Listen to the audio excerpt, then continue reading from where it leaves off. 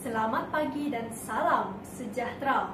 Cetusan barakah buat peneraju acara Saf Kehakiman Intelektual Berkarisma. Seterusnya sidang hadirin warga dewan berwibawa. Salam Malaysia Madani. Hadirin sekalian, semasa membentangkan Belanjawan Negara 2009, mantan Perdana Menteri Datuk Seri Muhammad Najib Tun Abdul Razak telah menyatakan misi pentadbirannya adalah untuk menggerakkan Malaysia ke arah yang lebih maju, bersatu padu dan keadilan sosial dengan standard hidup yang tinggi untuk seluruh rakyat.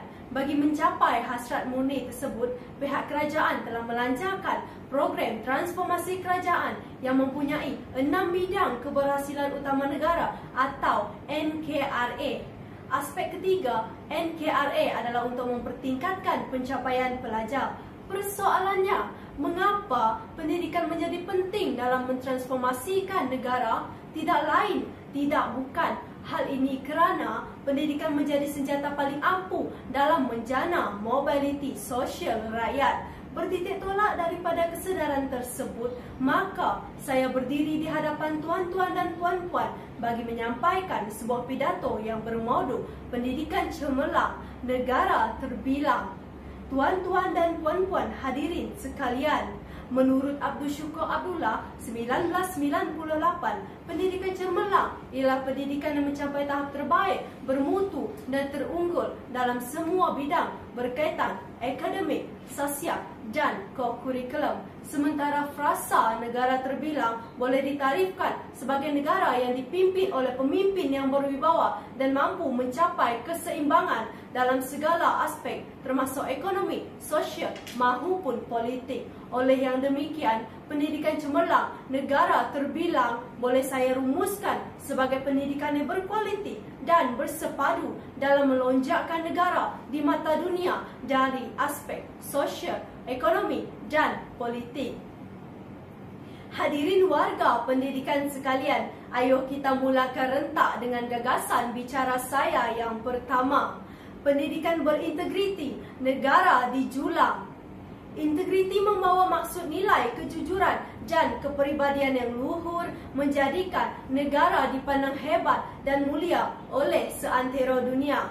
Masyarakat pendidik memahami nilai-nilai kemanusiaan harus menjadi amalan bagi membentuk pendidikan yang cemerlang. Melalui pendidikan yang berintegriti, nilai-nilai kemanusiaan sejagat diterapkan. Maka melaluinya, rasuah dan jenayah kolar putih diterapkan keburukannya dalam minda pelajar.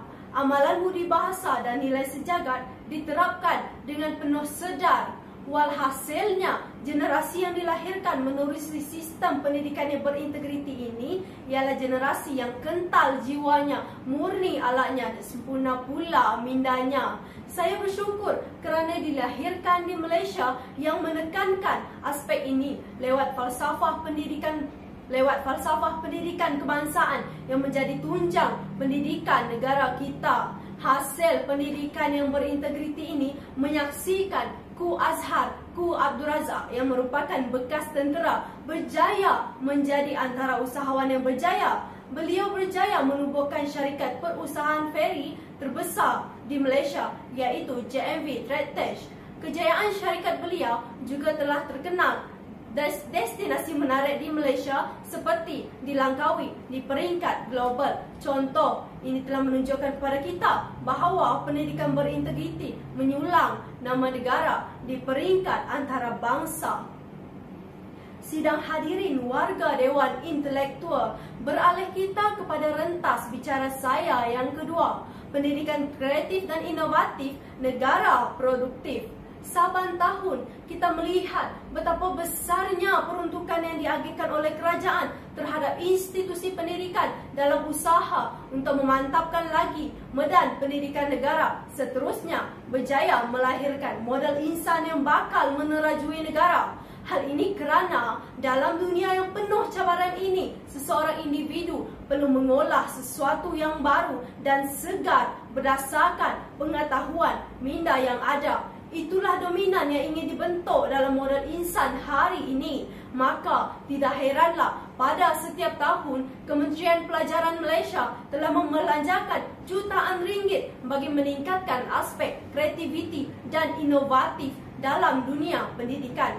Selain pendidikan, inovasi sains dan penulisan kreatif dalam kalangan pelajar, Anugerah Guru Inovatif saban tahun diadakan.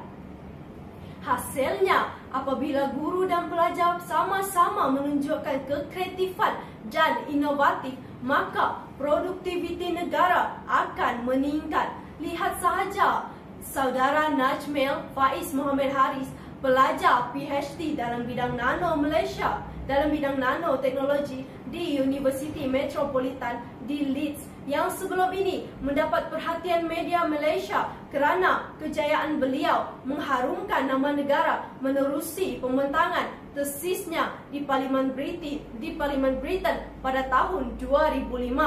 Insan yang kreatif dan inovatif inilah yang ingin memacu kepesatan negara Malaysia agar berjaya mengharungi arus globalisasi yang melanda, seharusnya berdiri sama tinggi, duduk sama rendah dengan negara-negara lain.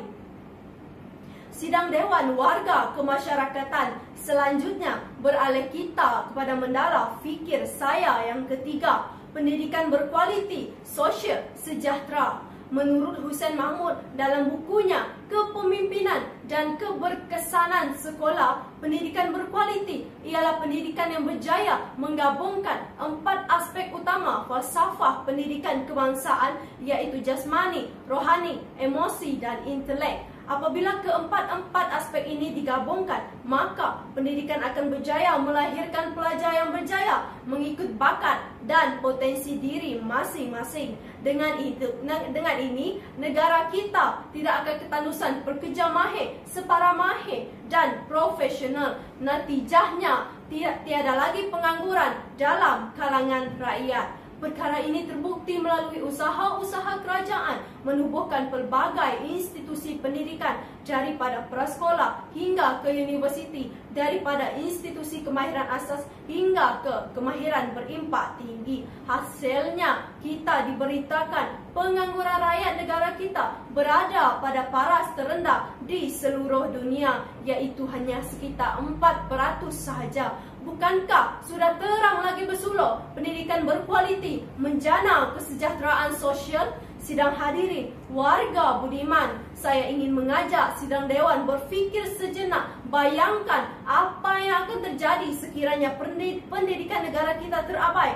Apakah yang akan terjadi kepada negara kita? Sudah pasti ekonomi kita rana, masyarakat bertelagah sesama sendiri, pentadbiran negara kucar kacir. Walhasilnya, saya menyeru kepada rakan-rakan dan sidang hadirin, marilah kita bersama-sama memperhebatkan pencapaian negara dengan bersungguh-sungguh dalam pelajaran kita. Jangan kita abaikan hasrat dan niat suci para pemimpin negara. Ingatlah, kejatuhan tamadun Melaka bukan sahaja oleh rakyatnya yang berpecah belah, bahkan yang lebih utama kerana rakyatnya lebih mengutamakan nafsu daripada pendidikan dan tuntutan minda. Jadi, adakah ingin kita lihat negara kita mundur, dek pendidikan yang terabai? Tepuk dada, tanya selera. Sekian, terima kasih.